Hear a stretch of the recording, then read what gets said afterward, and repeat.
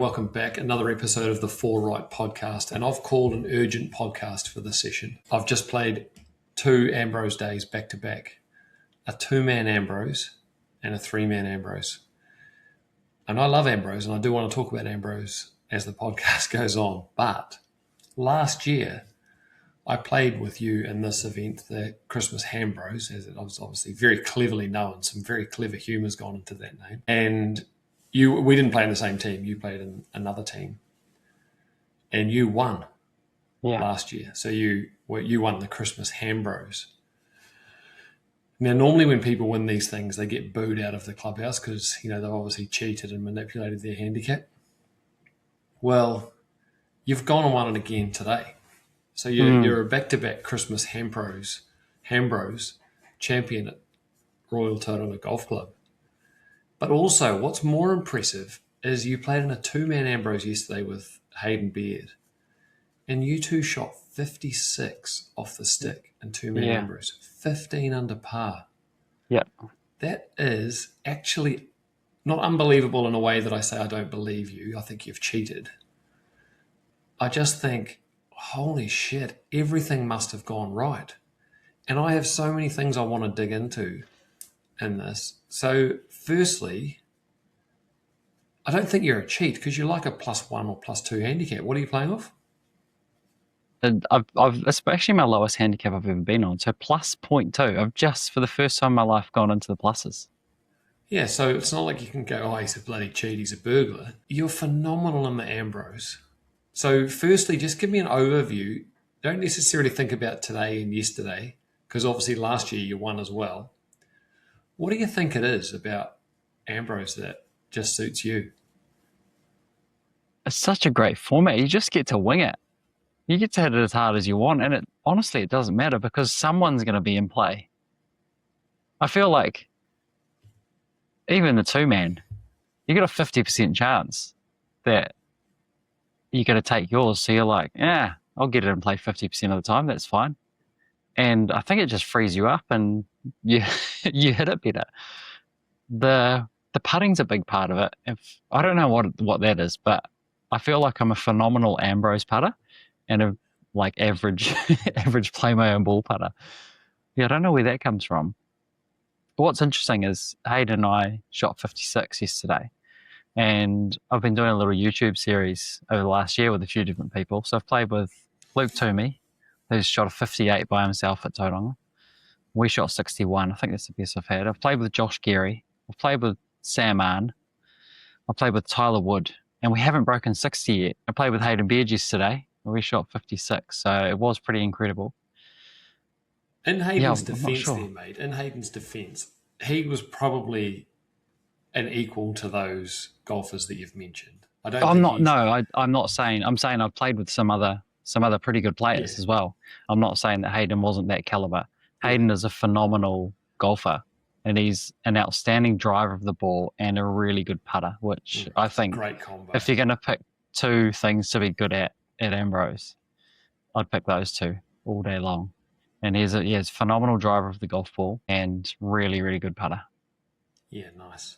The 50% thing around the 2-man Ambrose, I find it's funny the mindset, because I'm like, I find 2-man so much pressure because your mate, like yesterday, when I played yesterday as well, obviously, and in 11's elevated tee, and it was windy yesterday too. It wasn't like it was calm.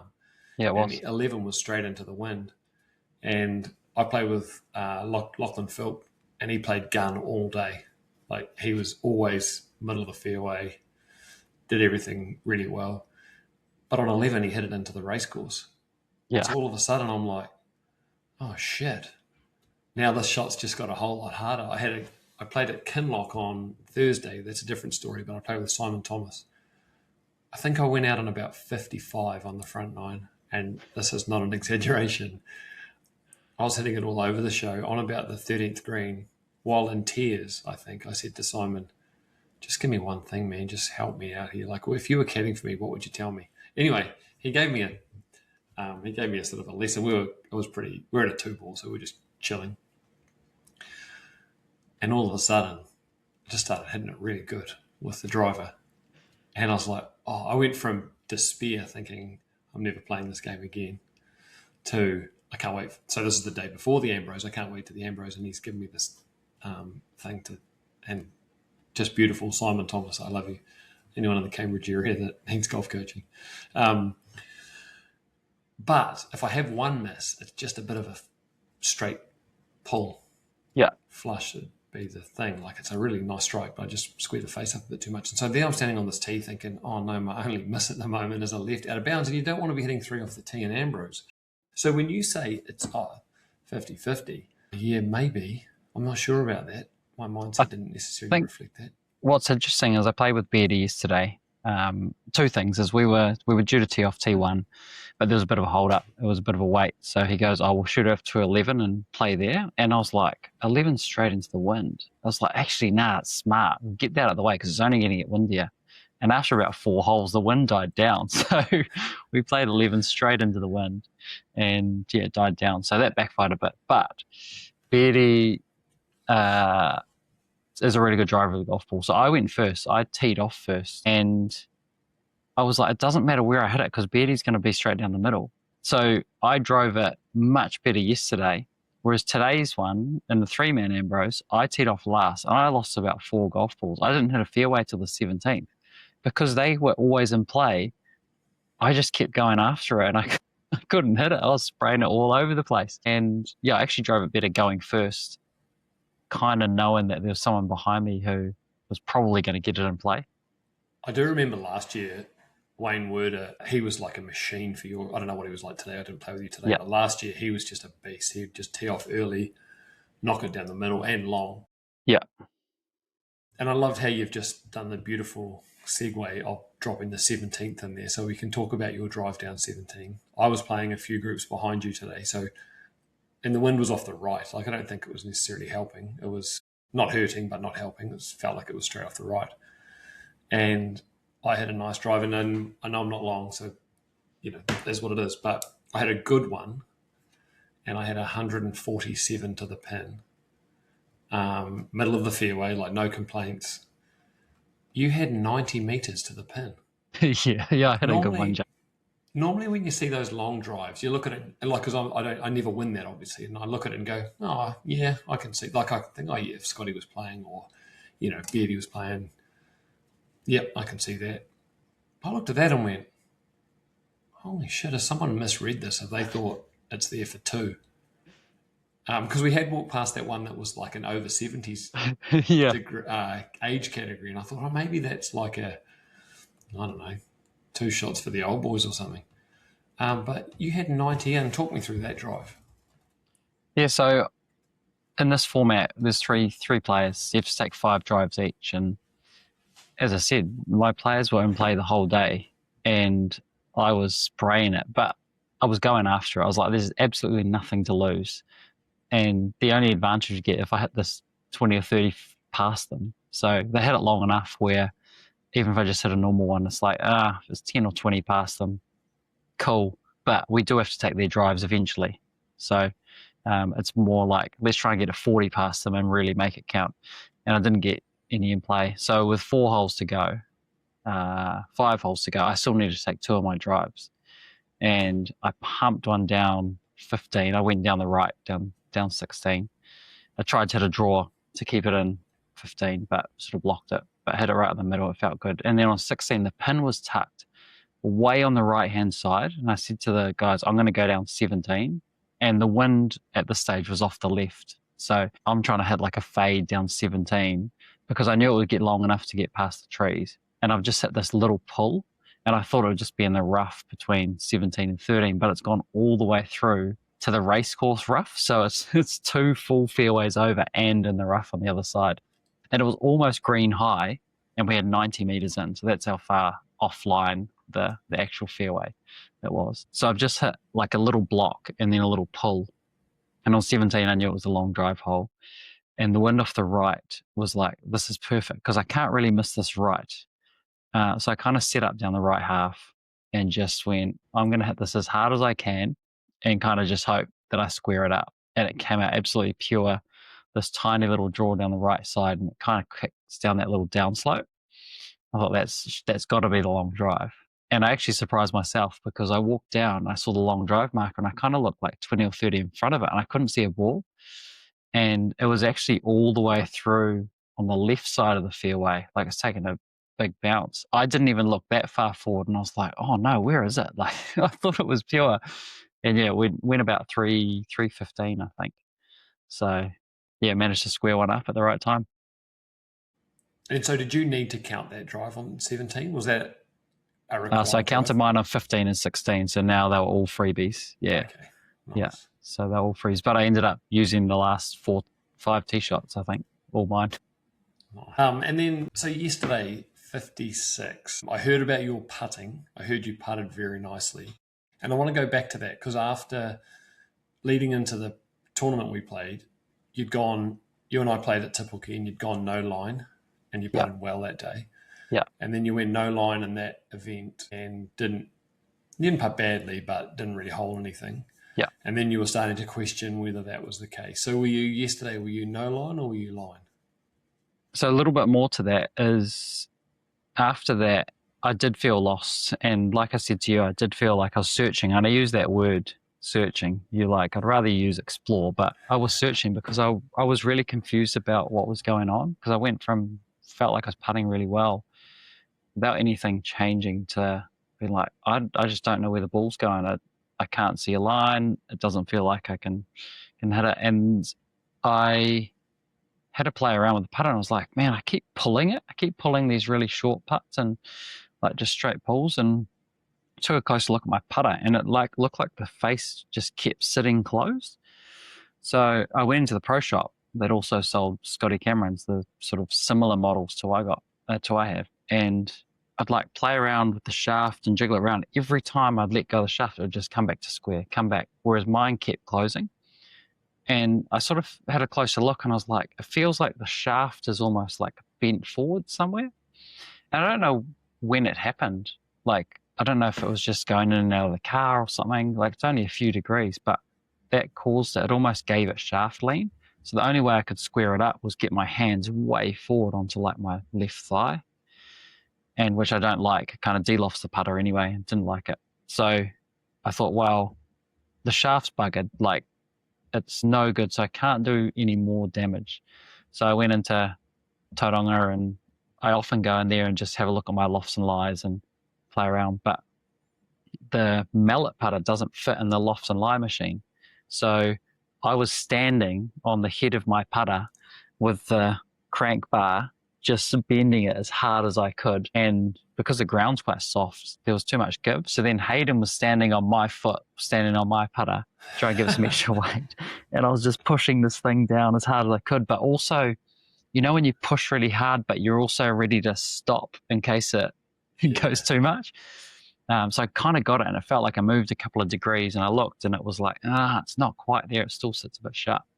So I gave it a bit more, and it felt like, no, this is close enough. And I used it that next round, and probably the only time I'll ever do it in my life, I sunk 15-meter putt, or let's say we'll go 45 feet, 30-footer, a 50-footer, and then a 30-footer, 4 back-to-back holes in 4 holes. What hole were they? At Tapuki, they were holes 3, 4, 5, and 6. Nice. And I did say to the guys playing with, I was like, that will almost guarantee that'll be the only time I ever do that in my life. Sink 4 putts of that length in a row. And it was funny because a couple of days before we talked about on the podcast how many 15-footers does a PGA Tour player hole in a 72-hole round, and the best ones were three in a 72-hole tournament. And I've just holed 4 absolute bombs. I gained 4.5 strokes putting in 4 holes, and started to kind of believe that, okay, I'm a decent putter again. But in the meantime, while that was bent, I went back to my old putter, which when I first started playing golf, I really wanted a Scotty Cameron, but I couldn't afford one. So I got a Cleveland Classic, which was exact the same shape as the Newport Scotty Cameron. And it was the only putter I ever had until that Scotty Cameron. So I didn't get rid of it because I didn't like it or it wasn't working. I just got rid of it because I got fit for a Scotty Cameron, and that was better for me. So it's kind of just been sitting there gathering gathering dust. But anyway, I got that back out, and I had 10 putts on the back 9 the first round playing with it. And I was like, and to be fair, variance-wise, everything was like 6 to 10 feet, and every putt just seemed to be uphill and straight. Like there were no little curlers or anything. It was all pretty kind of much like putts you would ask for from those distances. So anyway, while I was a little bit unsure with the Scotty Cameron, I went and chopped down my Cleveland Classic, which I've had since I started playing golf, 34 inches to match the length of my other one. Put in a new grip in it. So I've gone from the Super Stroke, the fat grip, back to a normal grip. And then I jumped on the TrackMan to have a play with the numbers. And you could not split the difference. These two complete different putter designs, the way they're meant to move, and you couldn't split the difference. And the only reason I went with the Cleveland, which were my old putter, is the standard deviation between like the high numbers and the low numbers between pace control and everything. There was a 0.1 difference between the two putters. I was like, wow, if you're going to split the difference, I'll go with that, which is probably less than you'd get in your typical variants anyway. So went with that, and I rocked up. Actually, driving to the Ambrose, I called Alex and I said, I might be the best Ambrose putter on the planet, as a bit of a joke, because it does feel like I can hold everything in Ambrose, but not coming from playing my own ball. And I turned up on the first tee and we teed off, and we had a 30-footer on the first, Hayden and I. And he goes, you're an unbelievable putter. So you go second. I'll just hit one sort of up there and then you'll just hold it after me. And he's hit this 30-footer, pretty good putt. And I've stepped up, and as soon as I hit it, I was like, oh, that's dead centre. And it dropped in. Next one on the 12th green, if anyone knows the 12th at Tauranga. Big sloping one. We had a downhill right to lefter, and he's hit it about 8 feet past, like so hard to stop. And as soon as I left the face, I've just started walking it in, dead centre again. And in the first 5 holes, we reckon I hold about 75 feet worth of putts in the first 5 holes. So, yeah, that was quite nice. I think we should dig into this because apart from the fact that it may appear that I've beat your putter out of fear that you might beat me at the pro tournament, but I hope that didn't cross your mind. It certainly, when I was listening, I was thinking he probably thinks I beat his putter because he was going to beat me. You did put my clubs in your car rather aggressively a couple of times, so yeah, that makes sense. You should have played better. But I'd love you to dig into that putting because that's interesting. There's an interesting bit of that, eh? Like, you could say, did you putt well today? Yep. So you could say Hayden's a good putter and he showed you the line first. So Hayden Beard is a very good putter, not to say that he isn't. But today you play with Wayne Werder and Marcus Niles, and I'm sure they're great putters, but I don't think it's as simple as saying that just because you followed Hayden and you had a good read, it's still hard to get the ball on target with the right speed. So I'm interested that you don't do it as well when you're playing your own ball. So am I, Jay. Yeah. Yeah, I'm interested too. Well, a couple of weeks ago, I was at the Australian PGA with Kazuma, and there's a lot of Kiwis playing, which was lovely.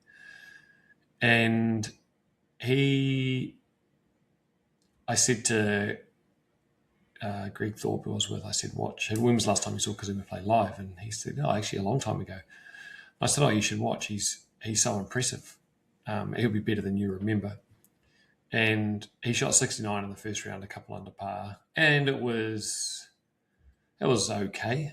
Like it wasn't good enough, but I don't think Thorpe came away going, yeah, he's amazing. The next day he shot, this is a Royal Queensland Golf Club, which probably doesn't necessarily, like you can hit it anywhere off the tee. So one of Kazuma's competitive advantages is how straight he hits it when other people can't. So they're in the rough and trees and he's in the fairway. But in this particular golf course, you can literally, you and I, well, I won't speak for you, but I'd love it because you can pretty much hit it anywhere. Greens are really tiny. But anyway, in the second round, he shot 63 and it was absolutely clinical round of golf, just hardly missed a shot.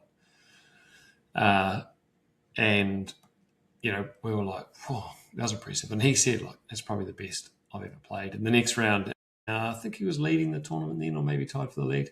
maybe one back. Then he shot 69 in the next round, the third round, started birdie, and then finished with 16 straight pars. Sort of everything was good. He probably had a few chances on the back nine from sort of 6 to 8 feet and just didn't really convert any of them, which, as you know, is unusual for him.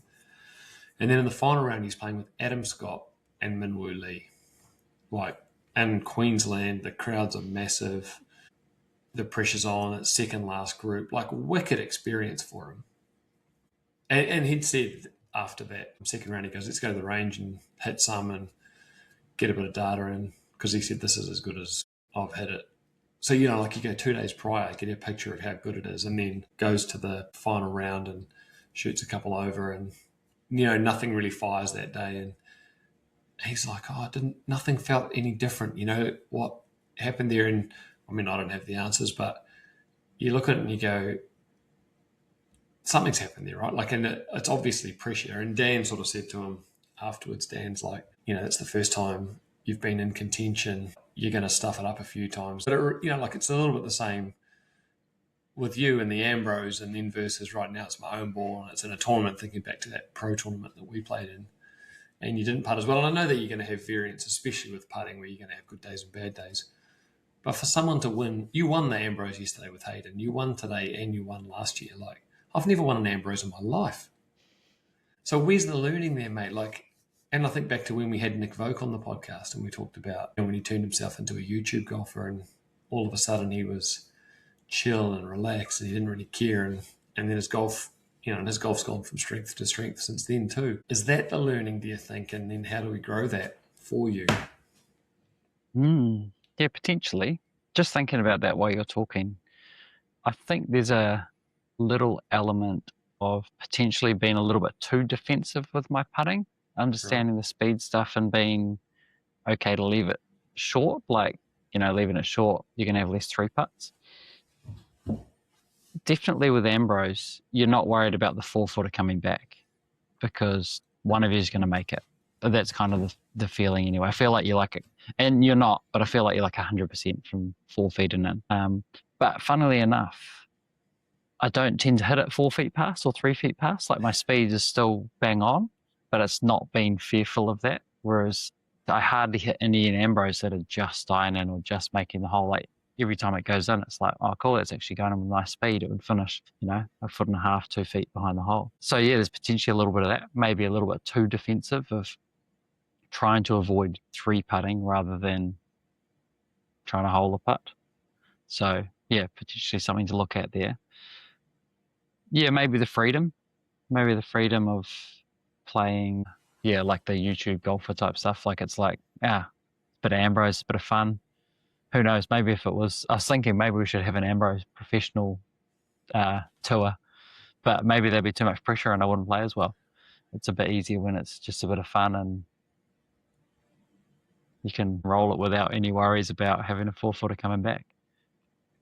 Do you know what I was saying to the lads today? If there was a golf club and the only format you could play was Ambrose, every club day was Ambrose, man, I'd join it. I would play that every week. I love it, eh? It's so much fun. Yeah. I reckon maybe that could be a model for a golf club, right? Sunday afternoons is Ambrose only. 3T start, 2T start, Ambrose only. Yeah. I wish there was more Ambrose, and you can still mix it up with Ambrose too. So you could have 2-man Ambrose. Like, imagine you got to take 9 drives each. Now there's quite a bit of strategy involved, and you know, early on you might go, hey, we actually have to keep this pretty even. We can't afford to have someone having to need 5 of the last 5 or 6 of the last 9. It just puts too much on them, and we could get ourselves in trouble. But you could mix it up enough, I think, to still keep it interesting. And I reckon I really enjoy the 2-man Ambrose, but I also haven't played the 2-man Ambrose with like a 15 or 20 handicapper either. So I don't know how that would go. Generally, when I have played it, it's usually been with another low handicapper. But I think the 3-man Ambrose we played today is a really good balance. You hit every shot. There was one putt that it was only like a 3-footer, and the first guy missed it, and all of a sudden it's like, oh, I'm going third. If the second guy misses it, do I have to have another look at this? Like, is there something in this? So with the 4, you're kind of like, someone will make it. Mm. I think 4's a little bit too many. I think 3 was a really nice balance today. So I think there's enough ways to mix it up. Yeah. Do you know though, what do Americans call Ambrose? They call it scramble. Scramble. Yeah. Just for our American audience that listens, Scott. But what I think, I love Ambrose and I only play it for fun and I get that and it's all good.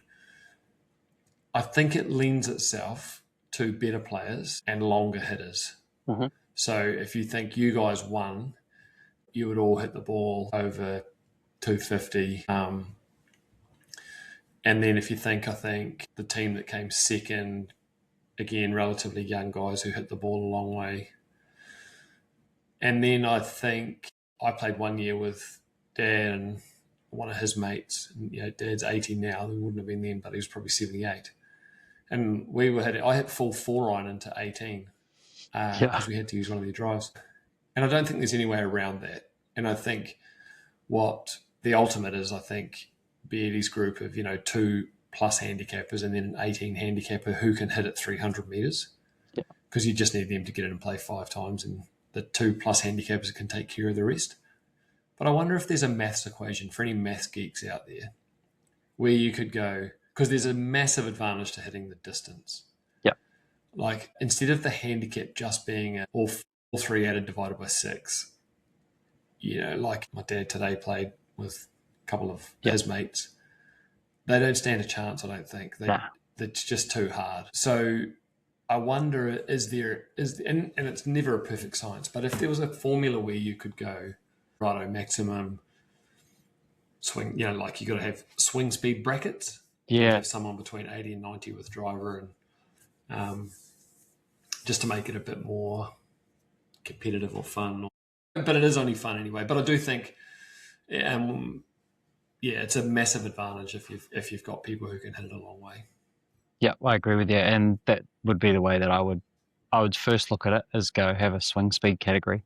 So driver between or less than 90, you have to have someone that's less than 90. You can have someone between 90 and 110. You can have someone over 110. And now there's a little bit of competitive selection in there, because the perfect guy for an Ambrose is like the 18 handicapper who swings at 120 and he's only got to hit 5 good ones a day, and there's no pressure on him too. You let him go first and just freewheel it. Yeah. And you go, we'll be able to take 5 of them during the day.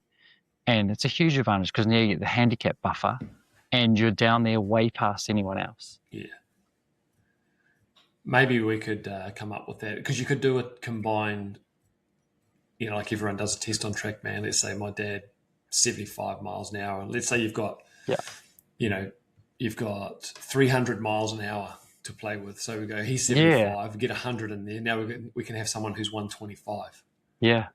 I guess you could still stack it with 2 long hitters then, but... but then you still have to go, hey, look, if we've got someone that's at 75, we've got to find 5 places to use this. And it's pretty tough just on the par 3s, because often that's going to be a hybrid or a driver for some of them if they're only swinging at 75 miles an hour. Yeah. But like you say, there's going to be a couple of holes where you go, we're going to have to hit 4-iron until par 4 here to use their drives. I think someone like Lou Stagner, he could answer that for us. He could. And actually on that, lovely segue, Joe, I was going to bring him up. We had a conversation yesterday in the clubhouse with one of the Tauranga members, and he came up to Hayden and I after we played and tried to make a case for changing the rules for today's one, saying how advantageous it is for the low handicappers and the long hitters. My response actually was, I won't say his name, but you have an advantage 51 weeks of the year. This is the only week where us low handicappers and not necessarily long hitters, but us low handicappers have an advantage, because Lou Stagner put out something, and I will try to put over here, and if I get the stats wrong, I'll probably edit this part out. But it was something like he used this less than 5 handicapper scoring something like 42 Stableford points or whatever his measure was, and they had 1 in 2,000 chance, I think, or it happens 1 in 2,000 times, they'll get 42 points, so less than 5 handicapper. And an 18 handicapper does it 1 in 200. So they're 10 times more likely to have a score of 42 Stableford points or 6 under their handicap to win the competition. And that just goes to show, 10 times more likely if you look at the results over the course of a year, probably only 1 in 10 is 5 handicaps going to win it. And I had my PB at Te Puke the other day, I had 67 for 40 points, and I came 5th. So it's kind of like that. I have my best score of the year, and it's only good enough for 5th, and I get beaten by someone who, has probably shot that a couple of times this year, or has potentially shot lower. And I'm not complaining about that because we do have a handicap system, but it's massively stacked against low handicappers whenever you play a stable foot or a net competition, because to beat my handicap by 3% is really difficult. But for them to beat it by 3%, it's not as difficult. You don't have to have as many things go your way. Yeah. So the Ambrose is like this is that's cool. It is stacked a little bit in our favour, but it's the only week of the year we do. Yeah. And I guess some of the concern and some of the issues are because of that. Man, my ham was nowhere near as big as your ham. It was probably that big, but it was like $50. Yours? Yeah. Wow. Have you looked at the price on yours? I didn't know. Have a look, man. I took Leachy's home, and on the way home I just went, it was like $48 or something. Oh, wow. Yeah. And ours was about a quarter of this, or maybe not a quarter, but yeah. So I think that's potentially why there's a little bit of edge to it. Yeah. But I did say, hey, look, that's where the team selection comes into it, and not in a bad way. Like, they kind of just pick their mates to play with who are generally similar age range, similar age bracket, similar handicap bracket. So they kind of all play the same. Whereas, like, if this guy said, hey, we need a low handicapper, do you want to come play with us? I'd potentially consider it. I was like, yeah, cool, I could do with the handicap points to give myself a buffer. That's where the team selection probably comes into it. Whereas I think we found a really nice balance with like a 10, 6 and me, where, divide that by 6 and we're still off a 2.3. So yeah, pretty good. Yeah, and those two are quite solid too, in that. Yeah. So in terms of you, going back to you, like moving forward, how do you capitalise on this? Like you've potentially had a ability to go, this is, there's something about my putting when I'm under pressure, and how do you then go and take that and know that just because you know it doesn't mean that, all of a sudden you're going to putt better because you're going to be carefree when you play. But what do you think you may need to do in your practice or your training or your casual rounds to try and help that? That's a great question, Jay. I'm not too sure.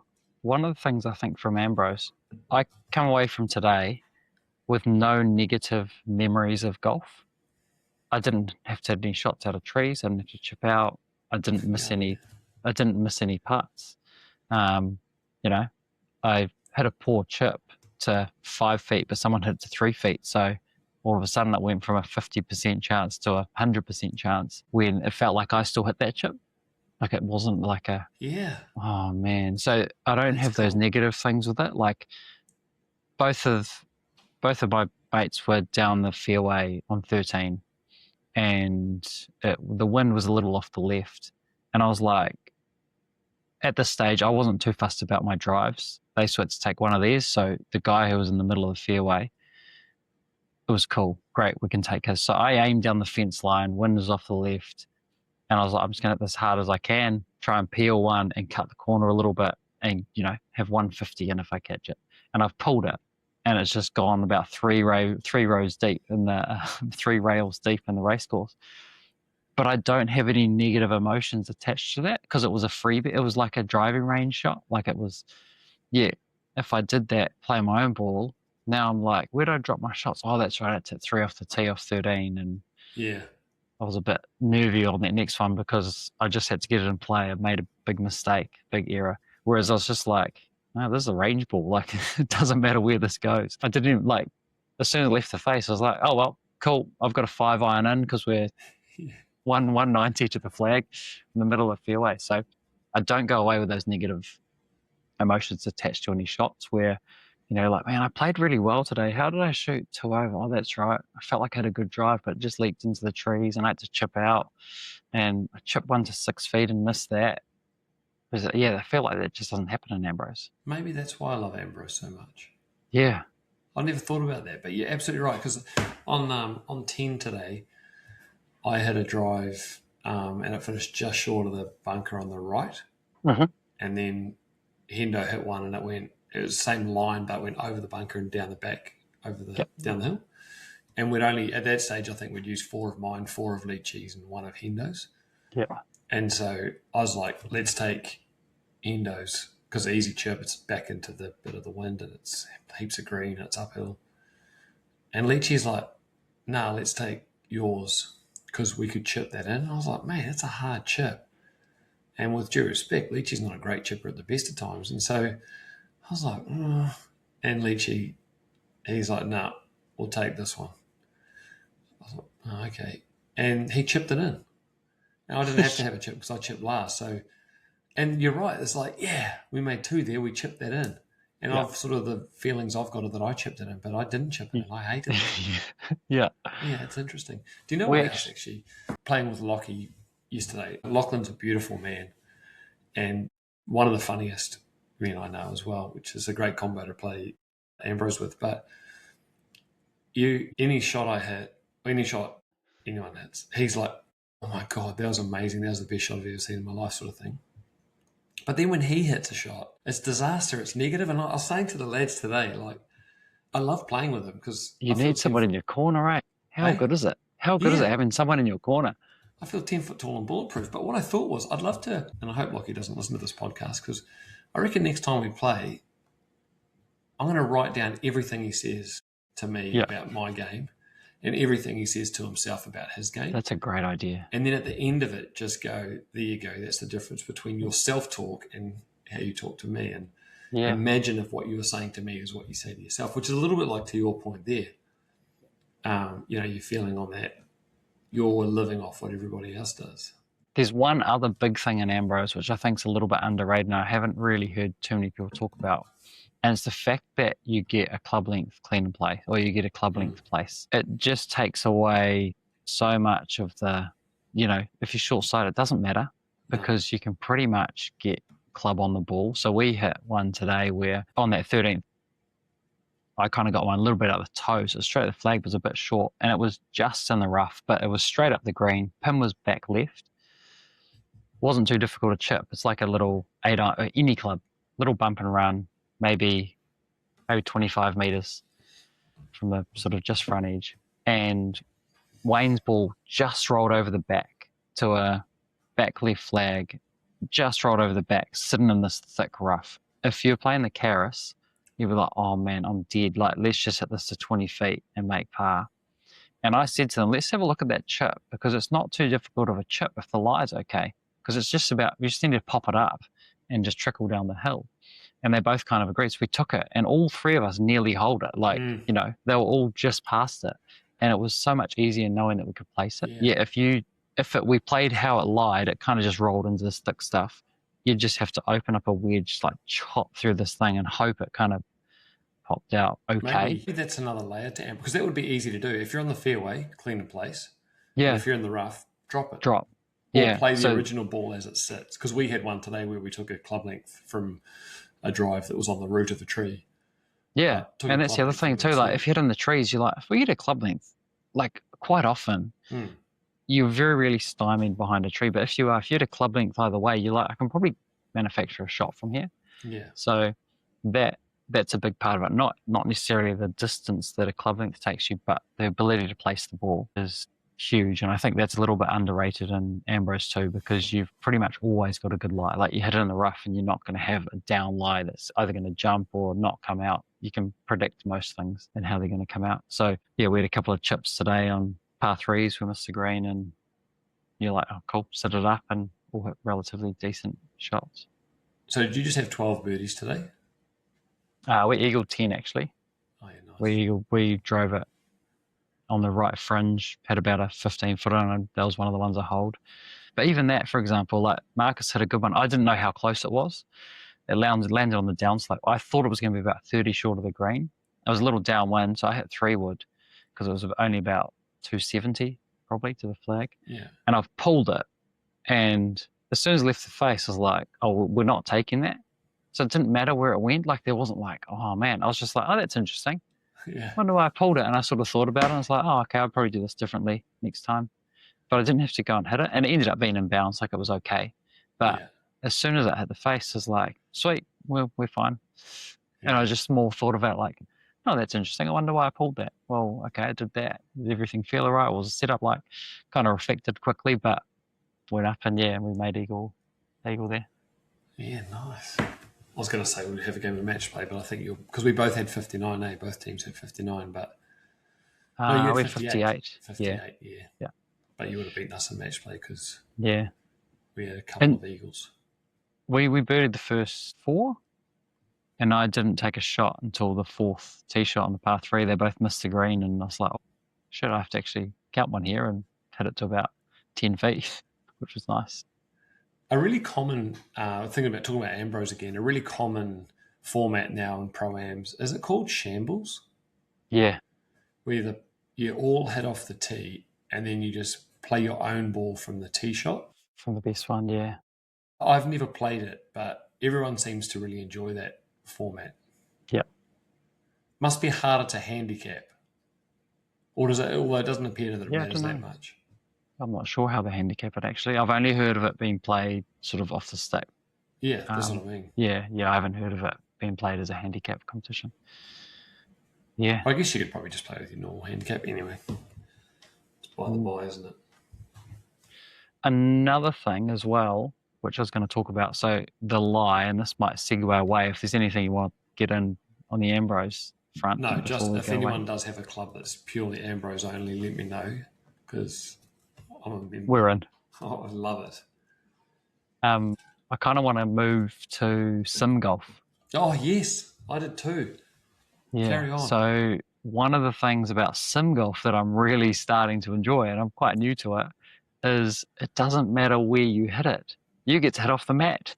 Like you never get a bad lie. And yes, it calculates a bad lie and it takes power off and it takes spin off and it gives slope. So some of them, the start line or the launch direction is left or right based on the lie you have. But you never get a bad lie. Like I have no fear of the fairway bunker because I'm going to be able to hit it off the mat. Even if it says 75% power, it's like, cool, I can make that adjustment. I don't have to worry about it sitting down or getting in the rough. I have a question on the fairway bunker. Yeah. Do you get a good sense of the lip? Because you and I have played before where sometimes you hit it and it goes, oh, you clip the lip on the way out. You're like, oh, it didn't even look like the lip was in play. Is that still the case or is it a bit better now? TrackMan apparently do a really good job of the height that you see it on the screen is the height that it actually is in real life. So some of the fairway bunkers on the screen, it's up here and you know, okay, well, I have to get this up pretty quick. Yeah. But a story on that, I had an opportunity to win an event and I had a fairway bunker shot on the 18th hole and I was 230 meters away.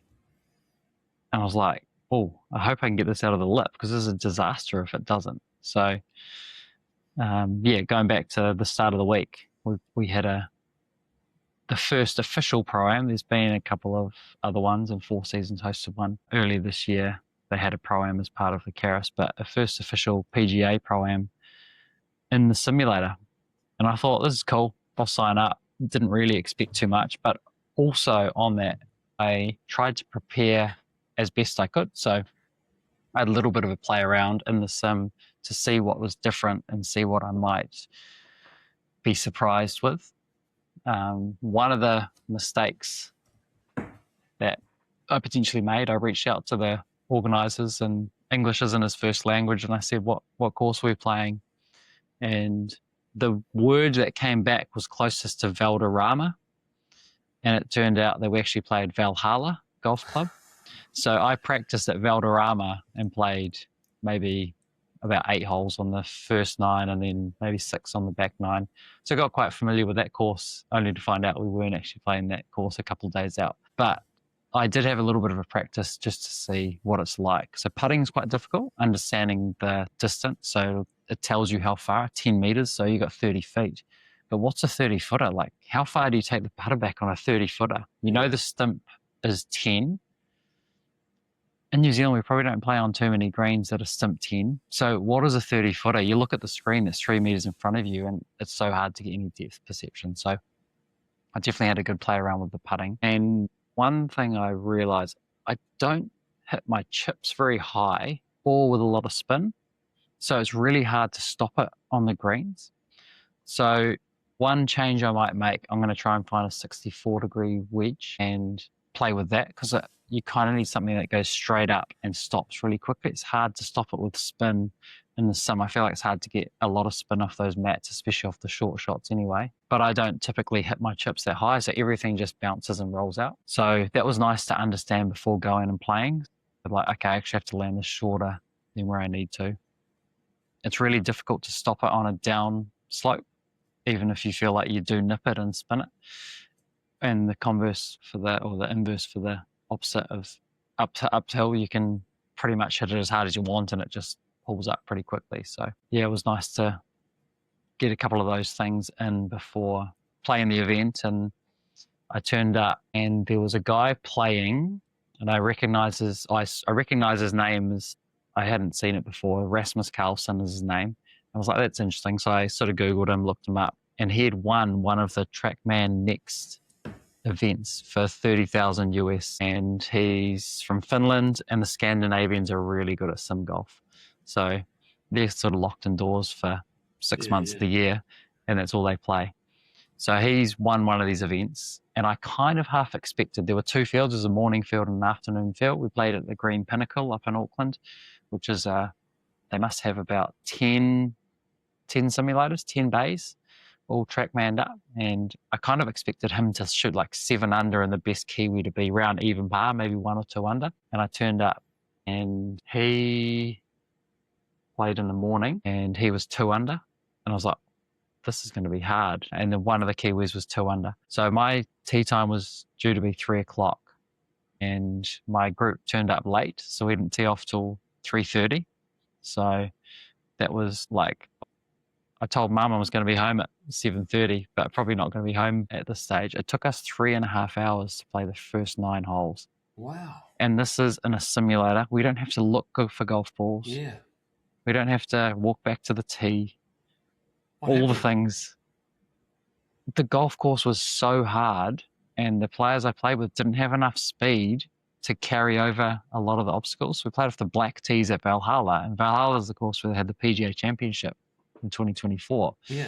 And there's lots of forced carries, and also they were golfers, but they weren't members of any golf club. They didn't have a handicap, so they would just grab 5-iron or 3-wood out of the long rough, not seeing that the power or the spin is way down. It just doesn't go anywhere. So they'd hit these 5-irons and they'd go 80 meters and be like, oh, I thought I hit that pretty good, not understanding that. So yeah, that was pretty tough. But anyway, there's a pickup option, which I didn't realize at the start. But in the second 9, I said, hey, fellas, we're going to have to pick up here because it's taking a long time and I'm sort of the last one going. Harry Bateman started 1 hole ahead of me and he finished 18. We were on the 9th hole. So his group were racing through. And actually, when I turned up, I drove from Tauranga up to Auckland where the event was. So I got there about 1:30 and I was like, cool, go around and familiarize myself. And Harry Nah was playing, and I didn't know if he was in the morning field or the afternoon field. I assumed afternoon, and I was like, oh, that's cool. They let him start early. That's great. And I went, man, what's going on? He's like, we're still playing. He took off at 9 o'clock, and they didn't finish until 2:15. Oh, wow. Yeah. Is there not an option to put your amateur partners off a front tee? There wasn't for this. Yeah, it was all males off the same, all females off the same, off a different set of tees, but the males had to play off the same. So there's one change that I would make.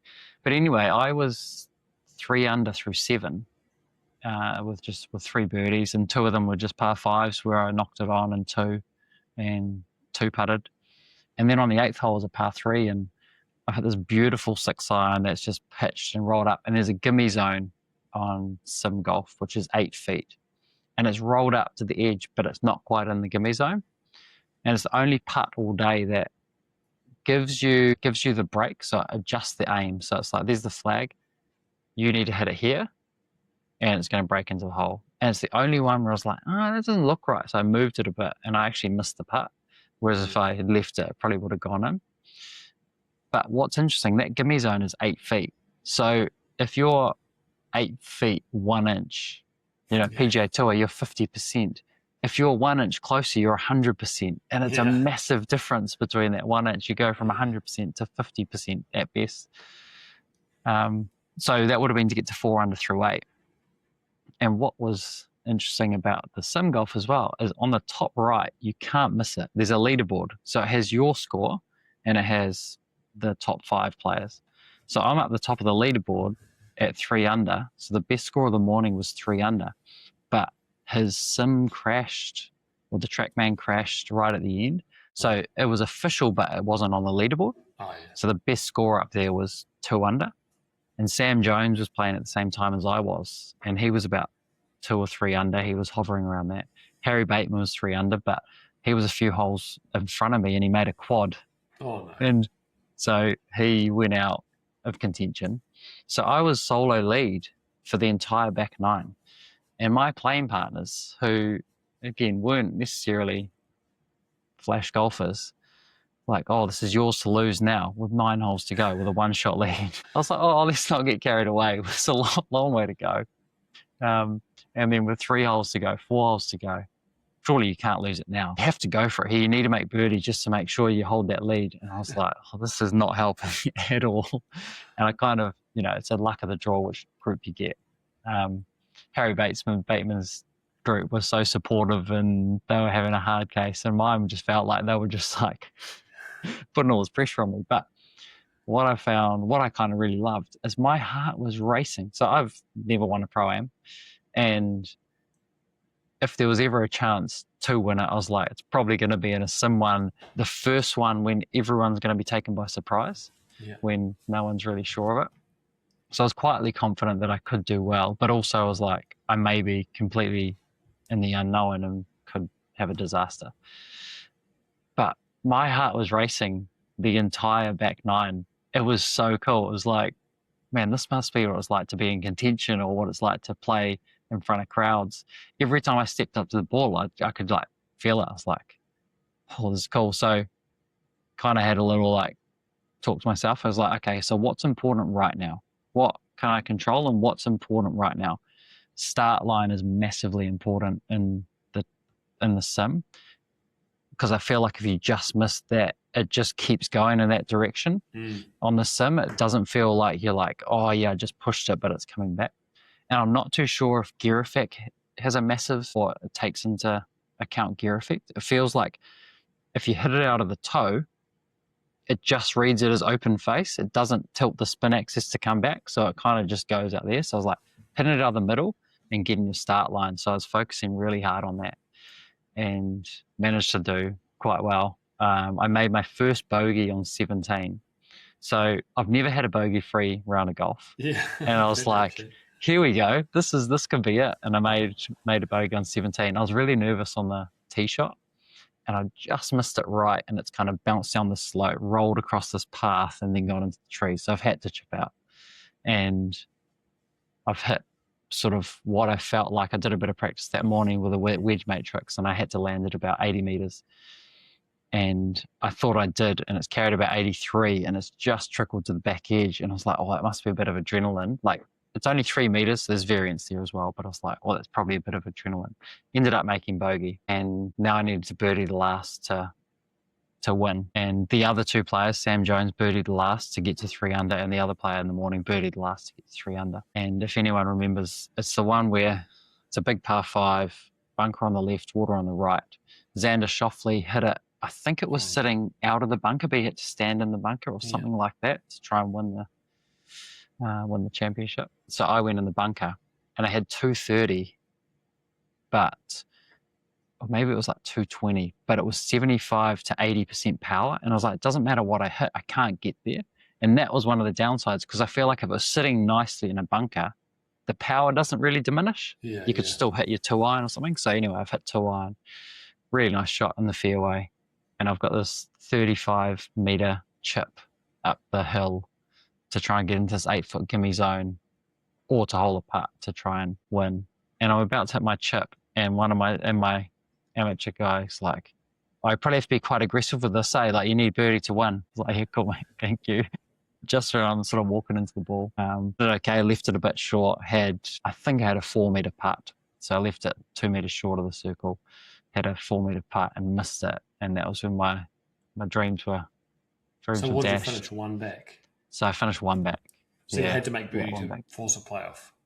Yeah, there wasn't a playoff. It was just, I mean, by that stage, Sam teed off same time as me, and he was probably home by the time I finished. Yeah. But what was quite cool was, because we were the last group to finish, because we were so slow, all the other pros that were there, they were kind of there watching, and everyone was there. Like, there's a really cool atmosphere to it. And I think that's one thing you can probably do with sim golf. You can kind of gravitate towards the people who are playing well. And on the leaderboard, I saw that Harry Bateman was going well, Jerry Wren, and they were both right there, were going well. So in between shots, and for me, it was actually quite a while. Like, I'd hit a drive, and then sometimes it'd be 10 minutes before I hit my next shot, because 3 playing partners before they got that far. So I'd sort of wander around and have a look, and it was so cool.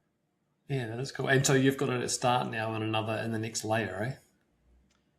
Yeah, so I was unaware of that, but there's a TrackMan Next tour, and it's become quite popular. This is the 4th season they've had it.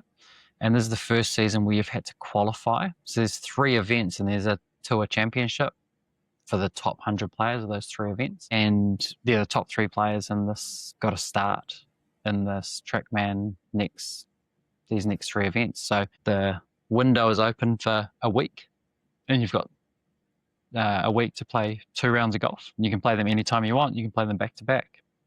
So players have already started. I think the lead is 8 under. There's one guy, maybe 9 under, one at 8, and a couple at 7. 2 rounds or 1 round? 1 round. Yeah, 1 round. And you got to play 2 rounds. So that window's open at the moment. I've got to play my 2 rounds before Wednesday. So it's a really cool opportunity. There's $30,000 US for the winner of each tournament, and then you can also get into the championship. Filter down the payment, or is it winner takes all? Yeah, he filters down. So I think it filters down quite quickly, actually. Like, second place might be 15 grand, and then it's like 12, 10. I think they pay about top 90 players, and there's about 300 that qualified. Nice. Yeah, so it's a cool opportunity, and I'm quite excited. So I'm actually going full golf nerd, and I've asked Tyler Wood or Kazuma, who played at Valhalla in the PGA Championship, for their yardage book, because I think it's quite important to understand the slopes of the green. So I think same course, yeah. I think decade's really important in terms of, you really want to have a chip up the hill if you're going to miss the green. If you're chipping downhill, you have no chance to stop it. Yeah. Or very little chance. So I've asked them for that. I've asked you for a little green reading book, because I'm going to be the guy in there sort of doing my aim point, even though it's on a screen, because I think in my mind that's the best way, and it's so realistic. It almost gives you the gradient. It doesn't tell you what the percentage slope is, but you can roughly gauge, because it kind of like a PlayStation, it drops a ball and it rolls in that direction, so you can tell how fast it rolls by how much it's going to break. Yeah. So I've asked you for a green reading book. So if it's I know it's stimp 10, they've told us what the greens are. So at a stimp 10, if it's a 2% slope, you aim this far outside the hole from this far away. So I'm just kind of going full golf nerd and trying to do as much research as I can. And I've been watching a few of the players. So they have the wind on breezy. So it's not exactly the same for each player, but it's the same direction. I'm probably going to put a hybrid in my bag, because there is a 233 meter par 3 that's slightly into the wind, like 2 or 3 miles an hour into the wind. So I kind of need a club that flies about 225 and stops. So my 2-iron won't stop. It won't fly. I can't flight it well enough. So it's quite cool knowing that, whereas opposed to you turn up to play the PGA there, and they could have the tees forward, they could have that, but I know what the course is going to be like. So yeah, I'm trying to be as prepared as I can. So can you play as many rounds as you like, or you have to just play? You can practice as much as you like, play as many practice rounds as you like, but when you hit play, then that's it. Game on. Yeah.